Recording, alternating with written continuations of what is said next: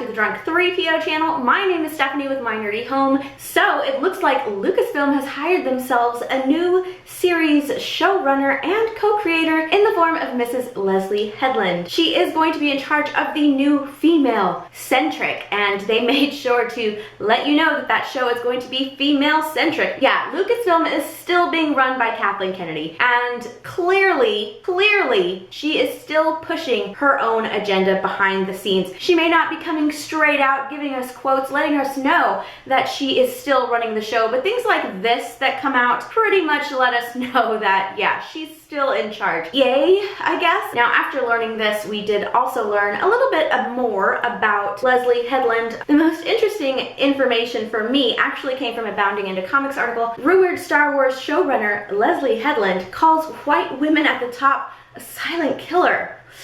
Ouch. Leslye Headland, Harvey Weinstein's personal assistant and co-creator of Netflix Russian Doll. I've never really seen Russian Doll and watch a lot of Netflix. I don't really know what that is rumored to be working on an upcoming Star Wars series, and she's got some rather interesting views. Headland worked at Miramax, the company founded by Weinstein for 6 years. She was his personal assistant for one of those years. And in case you don't really know who Harvey Weinstein is, more than a dozen people accused Harvey Weinstein of sexual harassment, sexual assault, and rape, and many other women in the film industry subsequently kind of reported similar experiences from him. And this is the person that the new showrunner worked directly for. She reported to this man. She was his personal assistant. Weinstein was eventually charged and arrested. He was also charged in LA with the rape of one woman as well. He was eventually convicted, and then he was sentenced on March 11th. He is now serving a 23-year stint in prison. So this guy is a scummy dude. And this person, Leslye Headland, worked directly for him. In my mind, if you're working that closely with someone, there is no way that you are in the dark about what they're doing. You work with that person for an entire year. You're getting to know that person. I've actually been a personal assistant before. There's no way you don't know what's going on with that person. So the article goes on, at Variety's Inclusion Summit, Headland explains that white people are not diverse and that white women need to step up their game. At the beginning of the clip, Headland states, oh, let's just watch the clip. Just say that, like, I think white women need to kind of step up their game, to be quite honest. Like, sorry, I'm calling you bitches out. Like, you really do, because, like, you know, there's, like, I couldn't agree more with everything that these brilliant women are saying, but, like, I'm also seeing the silent killer, which is a lot of white women at the top who are kind of reinforcing a lot of old ideas. I think a lot of it, you know, to give them the benefit of the doubt, and I'll just speak from my own personal experience, it's just like I wasn't sure how to be an ally. I wasn't sure what type. I got so caught up in like what kind of terminology I was supposed to be using and being politically correct, and so as I started to rise in television, I started to just get more blunt and just start saying, like, I would like a black writer. Oh, because if I said diverse, you know, you get well, white is diverse, which is something somebody said to me, and I was like, wow. I was like, it's not cool, but it might be if you're not white. Really, you know, I reached out to my, you know, the women that I respect who are not white writers and directors, and I said, what should I say? What language should I use? You know, what language should you use? I think it's worth it if you're in a position what does that mean? Hiring power or green lighting power to like reach out to people that are not like you and say, what can I do to be an ally? And how can I support writers of color and LGBTQ and disabled writers? Like, what can I do? And what kind of vocabulary should I be using? Because I think it's just focus easier. On the talent? I just see it in the room. Like, I just see them kind of go like, it's just easier. Like, the guy at the top's louder. It's just easier to, you know, hire like, based on talent.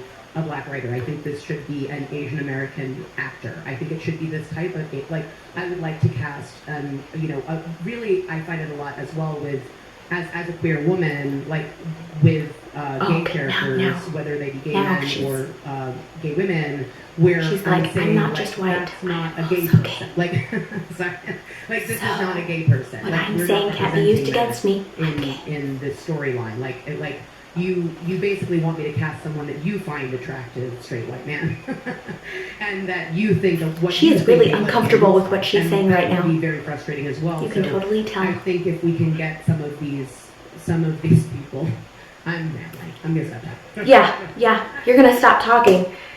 Because she's like, these people, I'm gonna stop talking now. That was interesting. Everything that she is saying here, you can totally tell when I'm watching this clip that she is extremely uncomfortable. She has no idea what she's talking about. The fact that she says at the very beginning that she has no idea how to be an ally, that is 100% correct. She has no fucking idea what the hell she is doing. She should honestly just stick to hiring based on talent alone, because all of the shit that she's saying, it's just gonna screw up the project that she is currently working on right now, the female-centric new television show for the Star Wars Disney Plus. Yeah, she's gonna screw it up because she's only going to be hiring based on ethnicity and inclusivity and diversity, and it's ridiculous. You should be hiring based on talent. Remember when Star Wars used to just be for everyone? It didn't really matter. They weren't trying to fill some diversity quota. They put the story first, hired the best actors, and then they made a movie. And that movie grew a large fan base. Based on what? Certainly not diversity. No, based on the story and the actors' portrayal of the characters in the movie. Had nothing to do with diversity. At the beginning, she said, I just want to say that I think white women need to step up their game, to be quite honest. Sorry, but I'm calling you bitches out. You really do. No, they don't need to step up their game. All you need to do is be a good person. You don't need to go out of your way to be nicer to someone because they're a different shade color than you. That's just dumb. That's dumb thinking. You just have to be a good person. That's all you have to do. Just be a good person.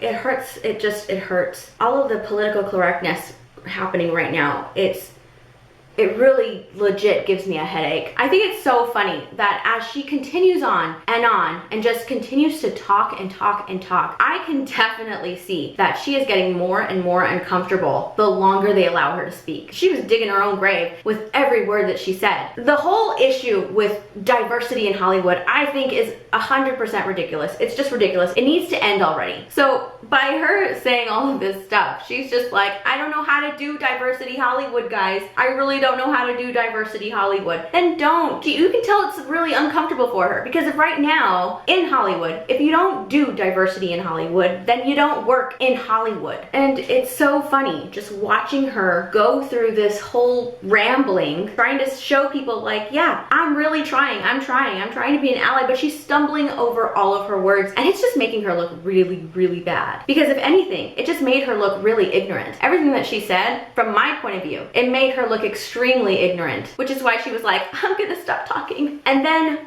what happened today? Well, what happened today is that Leslye Headland has deleted 246 tweets. Whenever someone deletes freaking tweets like this in bulk, they are trying to hide something.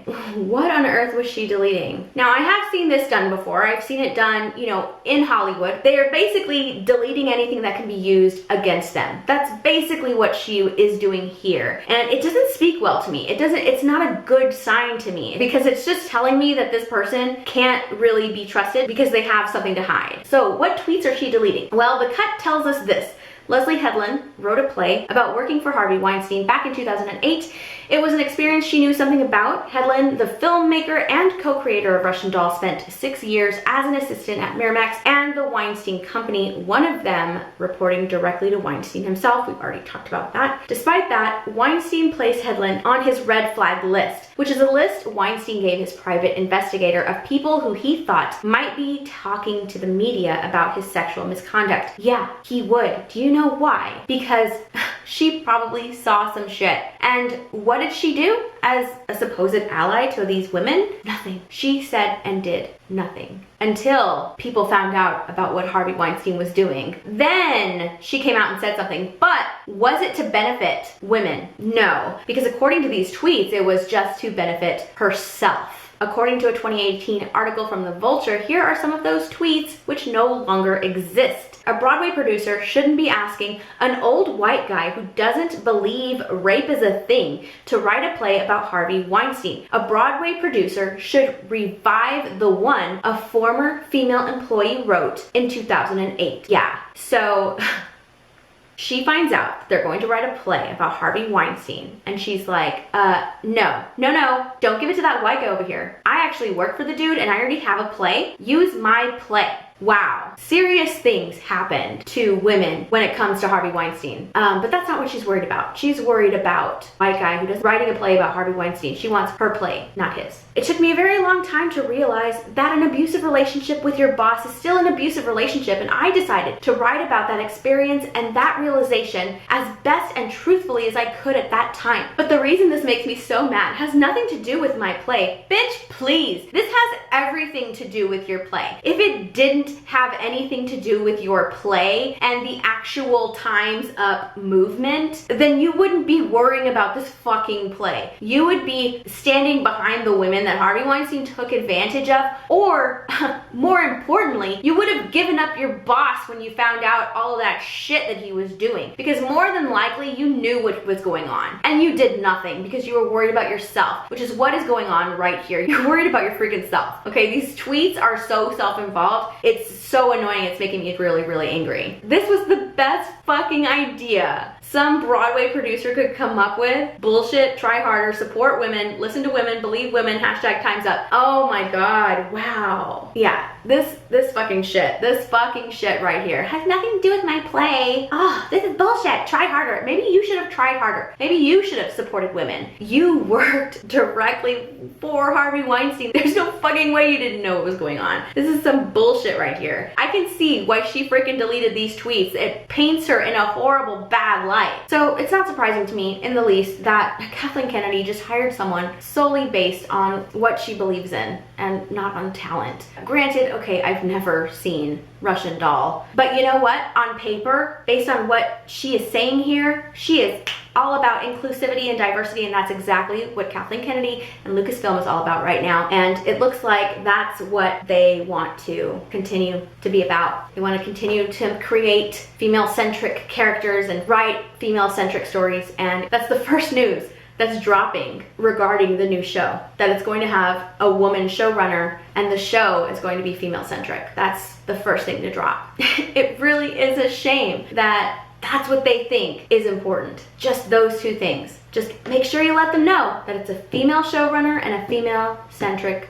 show. The only thing that's telling me is that that's the only thing that they care about. They don't really care about what the story is about as long as it's led by a female character. That's it. And probably that it has some diversity in it too. Anyways, that's the video. I hope you guys enjoyed watching. Please come and say hi on Instagram and Twitter. If you like this video, please give it a big thumbs up and feel free to share it around if you like. Also, I hope you will consider subscribing to my channel, My Nerdy Home, as well as becoming a member to the Drunk 3PO channel. You can click the little join button. It's probably down below somewhere. I don't know where, but it's down there below. Okay, I'll see you guys next time. Bye everyone.